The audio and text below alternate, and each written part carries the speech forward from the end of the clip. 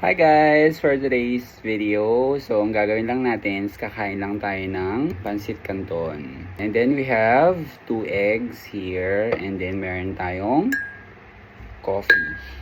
Charan! And then we have also some bread. Tinamad na akong lumabas guys. So good thing nakabili ako kanina ng noodle. Maanghang pala itong nabili natin guys na pancit canton. Coffee.